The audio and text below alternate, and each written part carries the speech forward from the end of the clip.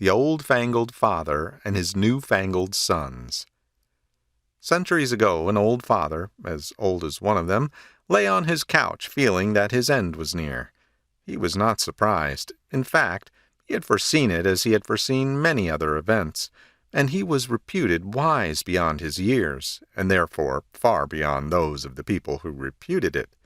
So he called softly to him his 3 sons. They didn't hear him, being busy in different parts of the house, and it never occurred to him to ring the bell, because he was so old-fangled. He shouted to them, and they came. "I have 3 things to say to you," remarked the father solemnly. The sons fidgeted visibly. They had been studying, were not at home to anyone, and particularly had not wished to be disturbed in their work. They thought that their father was going to begin another anecdote, and it put them out of humor. But they were startled when he said, "My sons, my end is near."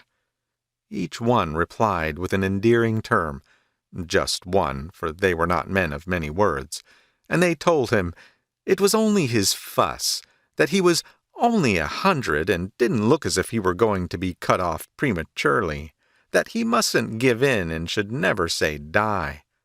"I cannot argue the point," replied the old man. "Let me tell you my last wishes as briefly as I can, for my time is short." They tried to dissuade him from talking so much, but it was of no avail, for he protested that it was their duty to listen to him, and he insisted upon having last wishes, as he had read that others had had before him, and it would be for the sons to obey and unravel them as best they could. Then the father, addressing the eldest, who was ambitious and already past middle age, spoke as follows. "My son, my firstborn, find out the furthermost summit of the world, and when you have surmounted that, you can surmount anything." To his second son, who was avaricious and also getting old and rather bald, he said, "Sit patiently and wait, and when you can hear a voice that comes from no living throat and can see its traces, you will want for nothing." To the third son, and consequently his favorite, who was romantic, being better looking and naturally younger than his elder brothers, the father spoke thus. "You, my son, who are the pride of my heart, the joy of my life, the light of mine eyes, search the atmosphere till at your bidding it showers down burning stars. Then shall you go to the beautiful princess who awaits you, and live without labor." And the 3 brothers murmured under their breath, "Poor old Dad! He's certainly very unwell." But he had not yet finished. "Try to realize your ambition, my sons," he continued. "I have shown you the ways you should go. Then, and only then, will you have earned that priceless jewel, contentment." The old man then composed himself comfortably, and died a few years later, after a sharp attack of senile decay, leaving many regrets and unsettled accounts behind him. When that happened, the 3 sons were very sad all day and all night. The very next morning they called to mind his last wishes of a few years ago, and decided to ponder over them, give them the benefit of their doubt, and see if anything could be made out of them. And they stuck manfully to their resolution, especially as the creditors were hourly expected. The eldest son looked up all the maps and geography books he could get hold of, and studied them until he came to the uncomfortable conclusion that he would certainly risk death by sea and cannibals many times before he could hope to reach the furthermost summit of the globe. The second son sat and waited for the voice he was both to hear and trace, until at night he gave up in despair. So he decided that the only voice worth listening to was that of common sense. The favorite son, meanwhile, went for a long walk, bent on success, and, unlike the others, full of a new hope. Yet, search as he would, he could find no spot where the atmosphere changed into stars at his bidding, and he returned home long after dinner-time, disconsolate to his supper of soup, which had grown cold. The next morning the three brothers arose in disappointment and vexation of mind. They murmured aloud and long at having been sent on fairy tale errands, in a world where no clever talking animals really existed, or kind-hearted, inanimate objects volunteered to befriend them on impossible quests. As the firstborn explained, "If I were to coax my parrot and ask him to help me in return for my many years of kindness, as they do successfully in fairy stories, he would bite me for my pains, as he always does whenever I feed him." And the second-born said, "If I were to fondle a pin and said, 'Ah, pin, canst thou help me in my distress?' 10 to 1 I would get pricked and serve me right for being so imbecile."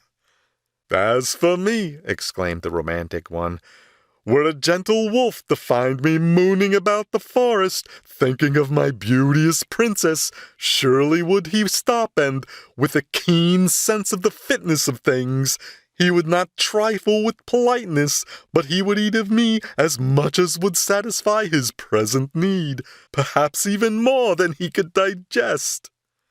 And the brothers laughed aloud in the splenetic bitterness of their 3 souls. Another year went by. The sons had paid their father's debts and made some on their own account. So they held a council, and they confessed that they had idled so long because they were haunted by the rosy promise their father's words held out, and do what they would, they could neither forget them nor yet find any solution. Then together they pondered and thought, until one fine day, all the rest about that time had been wet, they concluded that as they were not believers in fairy tales, science perhaps might help them. So they worked and worked and worked, each with his own object. They certainly did not lack brains, or test tubes, or electric wire, yet just as certainly did they lack money, and but for the occasional doing of menial work, they would have starved and gone hungry. At last the eldest son solved his mystery. Now could he surmount the furthest summit of the world, for he had invented a machine which could carry him soaring like a bird over mountains and over seas. And the second son solved his mystery. Now he could hear a voice that came from no living throat, and yet could see its traces, for he had invented an automaton that could speak and could record its words with a stylus upon tablets of wax. And the third son solved his mystery. He had searched the atmosphere, and now at his bidding burning stars were showered down, for he had invented a kite fashioned on a wonderful wire, which went through the air and drew forth electric sparks, and his heart burned with love for the beautiful princess whom he knew awaited him, though by this time she must be getting on. The excitement of the brothers was great. "It is our genius we can thank," they exclaimed all in 3 breaths. "Our father, steeped in his old-fangled lore, never could have foreseen our triumphs. He never could have guessed how we should solve his posers." That was their conclusion. Then they shook hands all round, congratulated one another, and went their different ways. The eldest flew off, mounted upon his wonderful air-steed, amid the gaping of the astonished villagers, and his 2 brothers looked after him wistfully, until he disappeared far away behind the clouds. The hopes of the traveler rose ever higher and higher, as for weeks and months he soared on, exhilarated beyond all imagination. At last he came to the furthermost summit of which his dear father had spoken so solemnly. Over it sailed the sun as easily as a bird, when, crack! The machine broke and collapsed, and the unfortunate inventor was hurled headlong into the sea, and every moment threatened to be his last. But wasn't. As he floundered in the water, he looked annoyed, and he murmured to himself, "There must be some mistake. Who can truly say that I have found contentment here?" Meanwhile, the second son had borrowed a camel and gone off with his precious automaton to the great city, there to reap the reward of his labors. All the way he reckoned how he could best enjoy the vast sums of gold which would be poured into his lap, and he came to the conclusion that to gaze at it would give more pleasure than to spend any of it, except just a little for coffers to keep it in. He laughed aloud in anticipation. Arriving at his journey's end, he unpacked his treasure and set it working, and was forthwith lodged in prison. For the city turned out to be as narrow-minded as it was great, and it assured him that he must be a wizard. He assured it he wasn't, and proved that he didn't believe in fairy tales, for he had not relied upon them for help. But it was of no avail. There was nothing more to be said.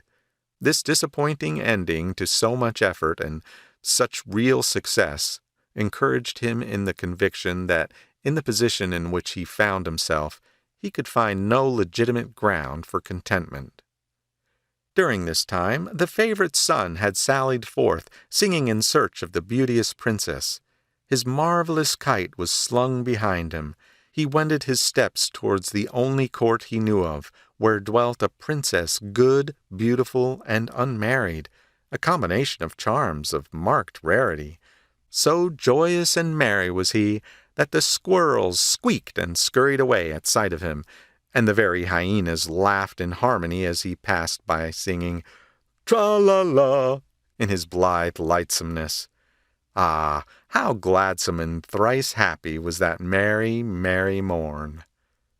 Now the princess sat in the vast hall of the palace, turning up her nose at the stream of suitors that promenaded in front of her, very bored and weary at the continuous routine. But she never seemed to tire of it in her certainty that the right one would put in his appearance at the right moment. She was a very spoiled lady indeed. There was no one to gainsay her. Indeed, so spoiled was she that every night she would cry for the stars and blame the skies for being selfish and not sparing her a few when they knew, for she had often told them, that she wished to wear them in her hair. And everyone said how illogical it was of her, and no one told her they were too large for practical purposes. One bitterly cold night, whilst she was sitting thus at her open casement, bemoaning the selfishness of the skies and heedless of everything else, a mighty hubbub arose outside. "What ho!" called the pretty princess. Her attendants came tumbling in to her in their eagerness to answer her summons. "What's without?" she inquired. Nobody knew, and tumbled out to get to know.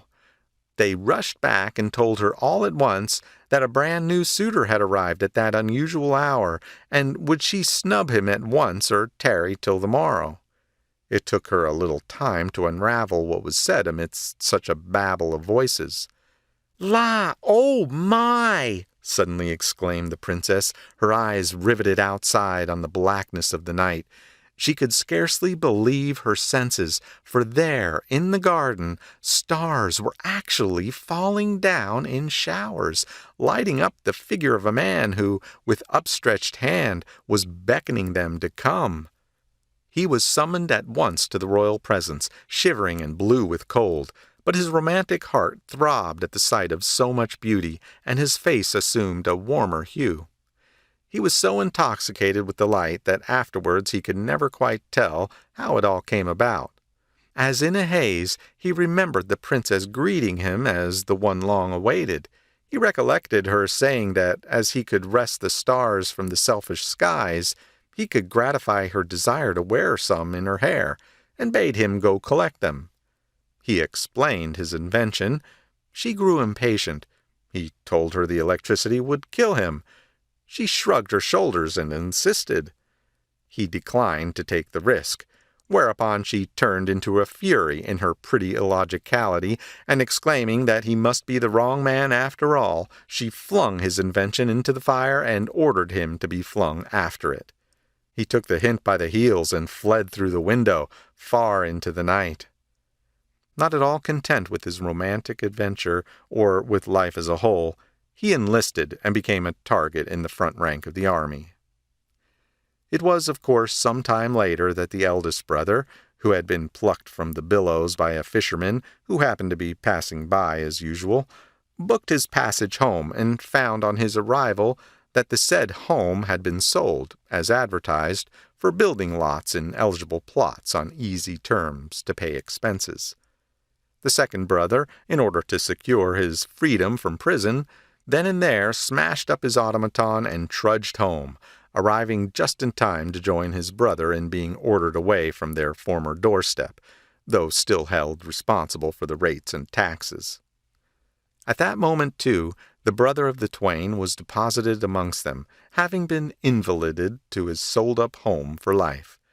So, in order not to trespass for fear of prosecution, they all three sat down a little outside the boundary line and recounted each to the others their adventures and their experiences. It was nightfall before they had done, and they really could hardly help laughing. And then, after thinking things out, they shook hands all round in silence. For the prophecy had come true. They were content. The three sons were now thoroughly content. To work no more, to do nothing more for the rest of their existence. It wasn't worth it, they said. Their disappointments were over, and they were fully content that they should be so. The villagers, once more open-mouthed in their gaping, and open-minded too, differed from the inhabitants of the great city, and looked upon the brothers as who should say, 3 wise men, and took upon themselves the care of them in the workhouse, and were proud to get them and to show them to visitors. As to the beautiful princess, she was changed by time into an old maid, and still kept on turning up her nose at elderly, rheumatic suitors as they passed on their usual rounds. So the old father was right after all. His ambitious son had surmounted everything, including disappointment. His avaricious son had succeeded in having his wants supplied for nothing. And his favorite son could jog along as romantically as the workhouse rules allowed, without labor and without effort. End of section 1.